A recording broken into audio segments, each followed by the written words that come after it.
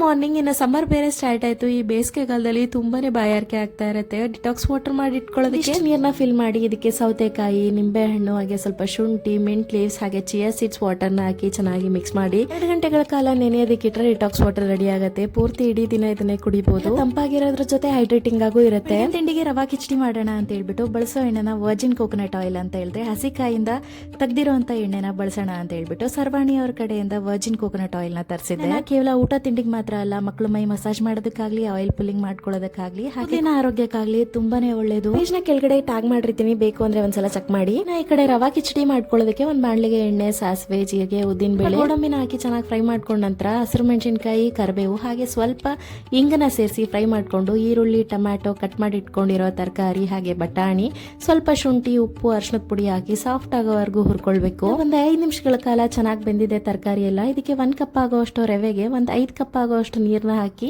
ಚೆನ್ನಾಗಿ ಬೇಯಿಸ್ಕೊಳ್ಬೇಕು. ಒಂದ್ 5 ನಿಮಿಷಗಳ ಕಾಲ ಸ್ಲೋ ಫ್ಲೇಮ್ ಅಲ್ಲೇ ಬೇಯೋದಕ್ಕಿಟ್ರೆ ರವಾ ಕಿಚಡಿ ರೆಡಿ ಆಗ್ಬಿಡುತ್ತೆ. ಮೇಲೆ ಸ್ವಲ್ಪ ಕೊತ್ತಂಬರಿ ಸೊಪ್ಪು, ರುಚಿ ನೋಡ್ಕೊಂಡು ಉಪ್ಪು, ಹಾಗೆ ಸ್ವಲ್ಪ ತುಪ್ಪನ ಸೇರಿಸಿ ಮಿಕ್ಸ್ ಮಾಡ್ಕೊಂಡ್ರೆ ರವಾ ಕಿಚಡಿ ರೆಡಿ ಆಗ್ಬಿಡುತ್ತೆ. ತುಂಬಾನೇ ಚೆನ್ನಾಗಿರುತ್ತೆ. ಉಪ್ಪಿಟ್ಟು ಅಂತ ಮಾತ್ರ ಕಮೆಂಟ್ ಹಾಕ್ಬೇಡಿ, ಕಿಚಡಿ ತರ ತುಂಬಾನೇ ಟೇಸ್ಟಿ ಆಗಿರುತ್ತೆ. ಉಪ್ಪಿಟ್ಟು ತಿಂದೇ ಇರೋರು, ಹಾಗೆ 1 ವರ್ಷದ ಮೇಲ್ಗಡೆ ಇರುವಂತ ಮಕ್ಕಳು ಸಹ ಇದನ್ನ ಇಷ್ಟಪಟ್ಟು ತಿಂತಾರೆ. ಸ್ಕೂಲ್ಗೆ ಹೋಗೋ ಮಕ್ಕಳಿಗೆ ಬೇಗ ಆಗೋ ತರ ತಿಂಡಿ ಮಾಡ್ಕೊಡೋದಕ್ಕೆ ಈ ರವಾ ಕಿಚಡಿನ ಒಂದ್ಸಲ ಟ್ರೈ ಮಾಡಿ.